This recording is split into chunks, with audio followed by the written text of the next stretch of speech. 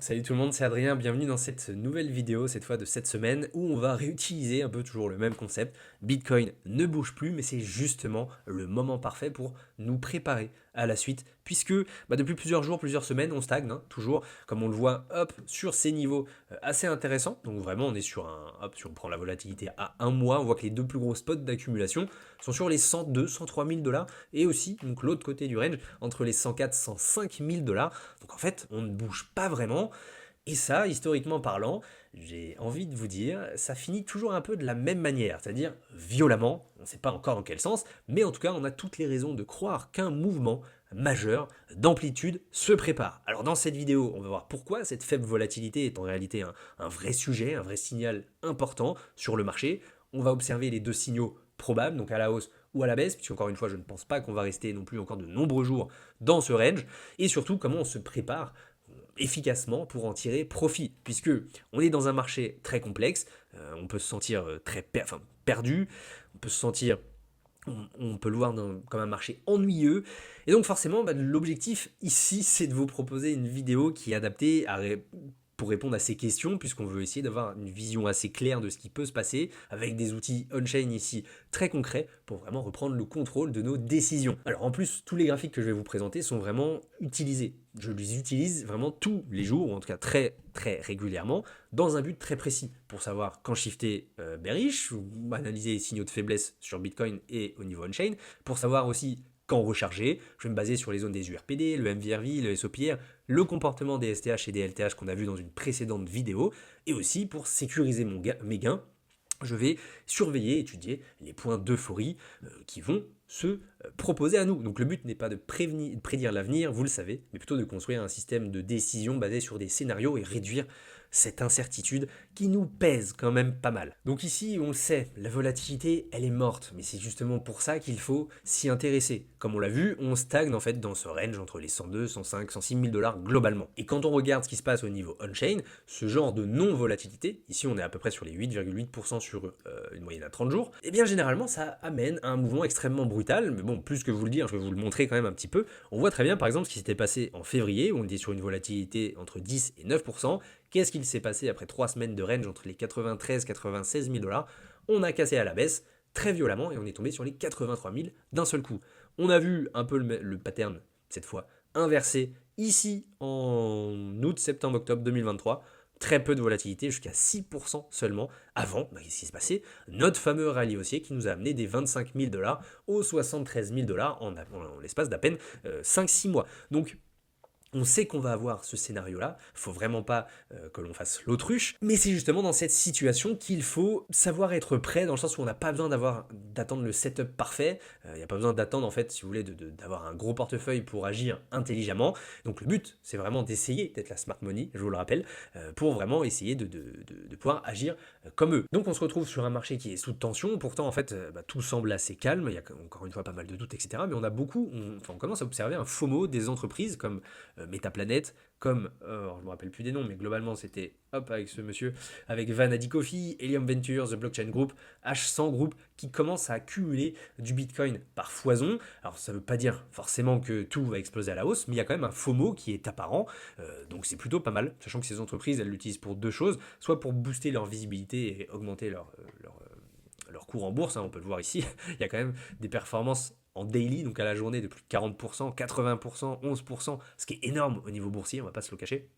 Et aussi d'autres compagnies qui vont eux le faire vraiment plus pour voilà l'image aussi derrière et l'idée d'acquérir du Bitcoin. Et peut-être elles se sont rendues compte, en tout cas c'est Treasury Company comme on les appelle, que c'était quelque chose qui avait peut-être du sens à l'avenir. Donc c'est le signe d'un marché qui est prêt à exploser. Maintenant c'est vrai que dans quel sens? On va commencer tout simplement par le scénario baissier, puisque d'un côté, on l'a déjà vu, les dynamiques haussières commencent un peu à s'essouffler, on le voit au niveau on-chain, chaque impulsion est beaucoup plus courte, on est quand même passé de octobre 2023 à mars 2024 en haussier, de novembre 2024 à janvier 2025, donc cette fois plus de 3 mois, et là, globalement, de début avril jusqu'à fin mai, donc un mois et demi. Forcément, on a probablement vu un top local fin mai, on est en train de digérer ça. En parallèle, la géopolitique pèse beaucoup, on a le conflit Iran-Israël qui crée un climat d'incertitude énorme, donc forcément, on a quand même envie de se rassurer aussi avec les données on-chain. Déjà, ce qui est plutôt pas mal, c'est qu'on observe que les prises de profit sont loin de leur pic. on en a déjà parlé, mais surtout elle commence à diminuer. Les vendeurs, en grande partie, ont été absorbés, enfin, en tout cas les prises de profit, et aujourd'hui chaque coin déplacé est quand même déplacé avec beaucoup moins d'amplitude de gains ou de pertes. Et ça on peut le voir avec notre fameux SSR, notre Sell Side Risk Ratio, qui va nous mesurer justement l'amplitude des gains réalisés par rapport au poids du marché. Et si en mars et fin 2024, début 2025, on avait d'énormes prises de gains, vous voyez que ici orange, le SSRR était très élevé. Ici on n'est pas monté bien haut, mais globalement, ça a suffi à quand même absorber toute la demande. Donc, c'est plutôt intéressant de voir que pour l'instant, on revient sur des niveaux extrêmement bas qui ont été atteints généralement avant un gros mouvement, là aussi, donc à la hausse ou à la baisse. Maintenant, c'est plutôt intéressant de voir qu'en tout cas, les prises de gains ont quand même été sécurisées de la part des investisseurs et que voilà, on va espérer d'aller sur un scénario un peu plus solide. Ce qui est plutôt pas mal, c'est que la structure du marché reste quand même assez solide là aussi, puisque malgré tout, on tient toujours les 100 000 $ malgré tout ce qui se passe au niveau macro et géopolitique. Il s'est un peu défini naturellement comme ce qu'il faut pour rester au-dessus. Mais globalement, j'ai envie de vous dire, un dernier flush, une dernière prise de liquidité au sud est extrêmement possible. Pourquoi? On va regarder un graphique que j'utilise pas souvent, la carte des liquidations au niveau des options, enfin des contrats futurs, donc tous ceux qui jouent avec des leviers. Ici, on a une très belle zone. Ici, en fait, plus vous voyez des sortes de pics de barres jaunes, plus il y a d'argent à aller chercher, à liquider. Et si au-dessus, donc les 111 000 $, on a quand même pas mal de milliards à aller chercher là-dessus, on en a aussi des très intéressantes vers les 99 97 000 $, et une vers les 92 93 000 $. Alors, comme par hasard, j'ai envie de vous dire, ça correspond à beaucoup de choses au niveau on-chain. Et c'est aussi pour ça que c'est intéressant. Je vous rappelle que dans ces moments-là d'incertitude, évidemment, le but n'est pas vraiment de savoir quoi faire, c'est vraiment d'avoir la patience de le faire. Trop de gens paniquent au lieu de se préparer, trop de gens veulent acheter bas mais s'effondrent quand le marché le leur propose. Mais c'est vrai que comme l'a dit Monsieur Buffett, le marché est un dispositif pour transférer de l'argent de l'impatient vers le patient, et nous, c'est là où on voudra quand même choisir de quel côté on veut être, puisque si jamais il devait avoir un flush, c'est à nous de nous préparer intelligemment. Et c'est là où l'analyse on-chain devient très précieux. Vous le savez, on a la zone des URPD, donc celle de la Supply Distribution, où on va regarder pour chaque BTC distribué, il y en a forcément un qui est acquis, donc pour chaque vendeur, il y a un acheteur, et on veut regarder où est-ce qu'il y en a beaucoup sur certaines zones. Et ce qui est plutôt pas mal, c'est qu'on voit qu'il y en a, encore une fois, dans notre fameux range entre les 103, 102 et les 105, 106 000 $, vous voyez, il y a un gros cluster d'accumulation ici, et la prochaine zone, comme de par hasard, est celle des 97, 98 000 $. C'est une zone que je surveillerai énormément. En tout cas, je souhaiterais un beau rebond dessus, parce qu'en fait, ça veut dire que les investisseurs protégeront leur investissement ici, n'ont pas envie de se retrouver en perte, vont défendre cette zone, voudront reacheter du Bitcoin pour justement repousser le prix à la hausse. Donc c'est une zone sur laquelle je pourrais recharger. Il y a la seconde ensuite que vous voyez ici, vers les 93, 94 000 $. Génial, encore une fois. Et la dernière, avant cette fois le cataclysme, de se retrouver en marché baissier, celle des 82, 84 000 $. Alors quand on reprend cette carte de liquidation, qu'est-ce qu'on observe? Les 92, 93, les 97, 98, 99, et ici, regardez, il y en a un petit peu, les 83, 84 000 $. Comme c'est bizarre, eh bien en fait tout est lié encore une fois, et c'est vraiment ces zones-là sur lesquelles je surveillerai. Ce qui est plutôt pas mal, c'est justement de refaire la rétrospective de ce qui s'était passé par exemple pour la correction de février, mars, avril 2025. De mon côté, grâce aux URPD, j'avais rechargé, et je ne sais pas si vous vous souvenez, sur les 93 000 $, sur les 86 000 $, sur les 79 000 et un dernier sur les 75.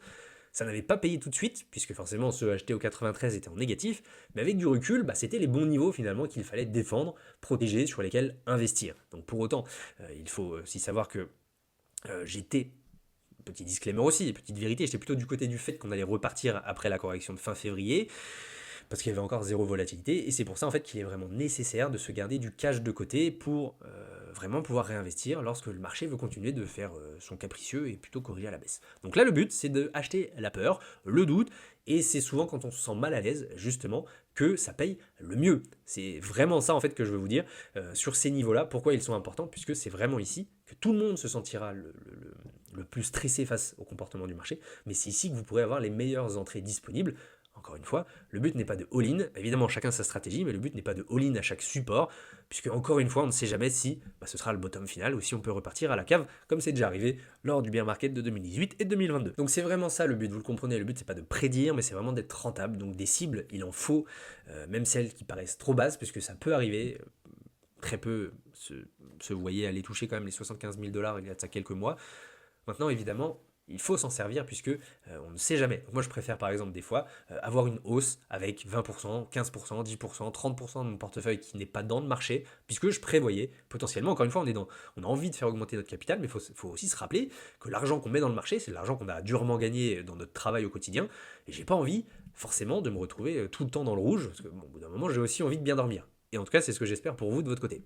Maintenant, on a vu les seuils, j'ai envie de vous dire, on-chain et psychologique du marché. Si on devait corriger à la baisse, c'est vraiment le but. Soyez prêts. Personnellement, mes ordres sont déjà placés et je n'ai rien à faire. C'est vraiment l'objectif. Donc maintenant, on va aussi se préparer à l'explosion à la hausse et les niveaux à surveiller. On a quand même un Bitcoin qui tient très bien à la zone des 100 000 $. On a le FOMO des Treasuries Company. Donc forcément, on se dit que ça peut aussi y aller. Maintenant, il y a deux seuils pour moi qui sont à franchir absolument. Je vais quand même zoomer sur cette phase-là. Puisque les cibles à la baisse, on les a déjà vues, je pense qu'il n'y a pas besoin de revenir dessus. Enfin allez, juste pour l'exemple, je vous avais dit pourquoi j'ai réinvesti aux 93 000 $, puisqu'on avait le coût de revient des investisseurs à court terme qui était sur ces niveaux-là. Donc pour moi, historiquement parlant, tant qu'on est au-dessus, on est sur une hausse, comme vous le voyez, dès qu'on le tient, cette barre rouge-là, dès que le prix tient, on repart à la hausse. Donc pour moi, c'était assez évident de repartir, de pouvoir investir dessus. Bon, ça n'a pas tenu, certes, soit, j'ai envie de vous dire, c'est la vie, c'était un risque à prendre. Ensuite, il y avait cette déviation standard, qui est un peu une moyenne dynamique en fait de ce qui se passe, et c'est plutôt pas mal, parce que comme vous voyez, c'est pas des traits qui sont horizontaux, ça s'adapte au comportement du marché et du prix, donc c'est plutôt pas mal. On avait les 87 000 $, 86 000, donc moi j'avais réinvesti dessus, puisque comme vous le voyez encore une fois, hop, je sais pas pourquoi je dézoomé, mais globalement, c'était hop, ici, des zones que l'on avait tenues, par exemple, et on avait rebondi à la hausse par la suite. Donc vraiment, ça m'intéressait. Et la dernière, pourquoi j'ai réinvesti aux 75 000 $, il me semble, par ici, c'était que, hop, on était à peu près voilà, sur ces niveaux-là, entre les 79, j'avais réinvesti sur les 79, et entre les deux, il y avait forcément, comme ici, en fait, ce qui s'était passé en 2024, cette énergie, cette probabilité de voir que le prix n'aille pas forcément plus bas. En tout cas, ici, c'était les 71 000, vraiment dernier créneau avant de passer baissier. Et là, on va regarder un peu ce qui se passe. Donc, les 98 000 aujourd'hui dont je vous ai parlé, zone d'accumulation, mais en plus, coût moyen d'acquisition des détenteurs à court terme, les 92 000 $, zone d'accumulation, mais en plus, première déviation standard négative pour les détenteurs à court terme. Quand est-ce qu'ils vont se retrouver trop en baisse? Quand est-ce qu'on va acheter la peur? Et enfin, les 84 000 $, qui ici correspondent ce qu'on appelle, je ne vais pas rentrer dans le détail, mais au nuage du MVRV, dans le sens où on va avoir tellement d'investisseurs en perte que vous savez que c'est là où il y a beaucoup de capitulation de la part de ces mêmes investisseurs. Donc les zones qui m'intéressent. Maintenant à la hausse, c'est là où je vais rezoomer, du coup c'est plutôt pas mal, hop, on a deux zones à reconquérir. Les 108 000 $. Pourquoi? Parce que si auparavant ça nous servait de support, cette première déviation standard cette fois à la hausse, ici elle nous sert plutôt comme d'une résistance, donc tant qu'on ne les casse pas, j'ai envie de vous dire, on n'a pas de quoi espérer une envolée des prix direct. Et la seconde, ça va être les 116 000 $. Hier, c'était 115, on vient de passer les 116. Là, vraiment, forcément, c'est un peu le top local qu'on a eu en mai dernier. Ça va être la zone que j'aurais envie, ou en tout cas sur laquelle je vais déjà prendre quelques profits, même si ça paraît pas si loin que ça. Hein. On est quoi? On est à même pas. On est à quelques pourcentages sur BTC. Et ensuite, les 123, les 131, donc ce sont des zones qui, regardez, historiquement parlant, on les a atteintes. Hop, ici en février-mars 2024, ici entre novembre et janvier 2025. C'est assez simple, il n'y a vraiment pas besoin de faire compliqué. Je sais que l'analyse on-chain peut intriguer, demande beaucoup aussi de réflexion derrière, surtout quand on commence, quand on débute, et ça fait peur. Moi j'ai eu extrêmement peur quand j'ai commencé, je vous avoue. Mais globalement, en fait, là, si on se base là-dessus, vous avez vos ordres d'achat, si ça arrivait dessus, et vous avez vos ordres de vente. Ou en tout cas, les zones sur lesquelles on regarderait ce qui se passerait au niveau du comportement des investisseurs. Voilà. Je pense qu'on ne pouvait pas faire plus simple que ça.